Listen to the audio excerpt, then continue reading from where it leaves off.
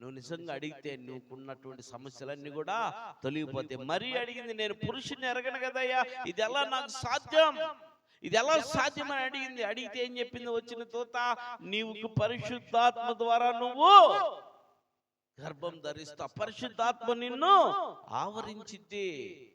నిన్ను ఆవరించదా పరిశుద్ధాత్ముడు, నిన్ను బలపరచడా పరిశుద్ధాత్ముడు, నిన్ను లేవనెత్తడా పరిశుద్ధాత్ముడు, నిన్ను కూడా లేవనెత్తుతాడు. కాకపోతే నువ్వేం చేయాలా, అడగాల. అడగకుండా మోగోళ్ళలాగా మోగదానిలాగా ఉంటాడు. అయితే ఆ పనిలో మార్కెట్కి వెళ్ళి, అమ్మ 1 కేజీ కూరగాయలు ఇవ్వ, టమాటాలు అంటేనే కదా వాళ్ళు ఇచ్చేది, వెళ్ళి అంతే మోగదానిలాగా అట్టే నుంచున్నావు అనుకో, ఇస్తారా? పక్కన వాళ్ళకి ఇస్తారు. ఎక్కడికి వెళ్ళినా అంతేగా. బ్యాంకుకి వెళ్ళినా మోగోళ్ళలాగా ఉంటే ఇస్తారా? ఎక్కడికి వెళ్ళినా ఒక గ్లాసు మంచినీళ్ళు అన్న, టీ మినిమం టీ అన్నా కూడా ఇస్తుందా? అడగాలిగా, కొద్ది టీవా అని. అడిగిందే ఎవరైనా అమ్మాయిని అన్నం పెట్టదని, అడగిందే అమ్మాయిని అన్నం పెట్టదని సామెత ఉంది. ఈ సామెతలు నిజం.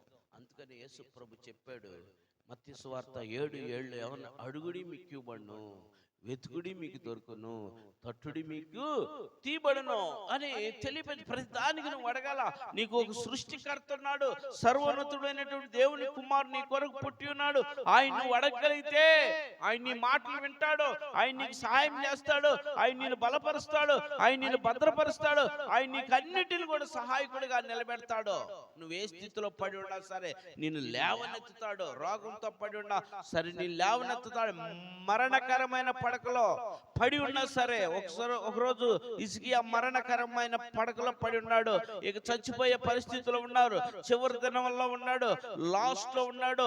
ఒక క్యాన్సర్ గడ్డొచ్చి ఆయన చచ్చిపోయే పరిస్థితిలో ఉంటే ఆయన వచ్చి చెప్పేశాడు, ఇక నీ పని అయిపోయింది, నువ్వు చచ్చిపోతావు, దేవుడు నీకు తెలియపరచమన్నాడు అని చెప్పి ఆ దోత వెళ్ళే సమయంలో ఈయన ప్రార్థన చేస్తున్నాడు, కన్నీళ్లు విడుస్తున్నాడు.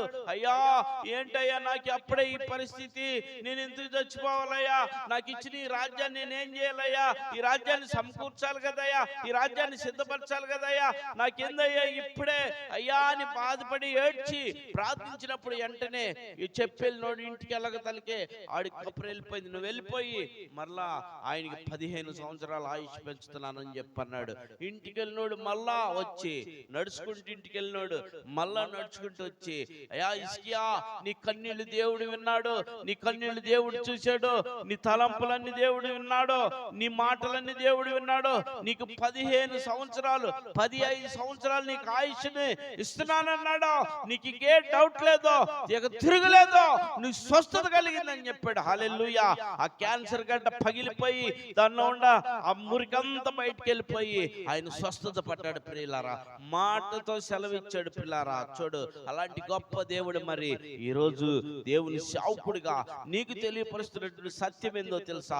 నువ్వే పరిస్థితిలో పడి ఉన్నా, ఏ స్థితిలో నువ్వు పడి ఉన్నా, ఏ రోగంతో పడి ఉన్నా, ఏ బలహీనతో ఉన్నా, ఏ అప్పులతో ఉన్నా, ఏ బాధలతో ఉన్నా, ఏ శ్రమలతో ఉన్నా, ఏ కష్టాలతో ఉన్నా, నువ్వు కూడా నా ప్రభువైన యేసుక్రీస్తు నామములో ఆయన అడగగలిగితే పరిశుద్ధాత్మ దేవుడు నీ దగ్గరికి వచ్చి నిన్ను స్వస్థపరుస్తాడు, నిన్ను బలపరుస్తాడు, నిన్ను భద్రపరుస్తాడు, నీ అప్పులు తీరుస్తాడు, నీ మీద ఉన్న నిందలు తీసివేస్తాడు, నిన్ను సంతోషకరమైనటువంటి వస్త్రాన్ని నీకు ధరింపజేస్తాడు. పిల్లారా, అట్టి కృప చేరువచ్చిన నీకు నాకు మనందరికి దేవుడు అనుగ్రహించును గాక. ఆమేన్. దేవుడి కొద్ది మాటలు దీవించును గాక.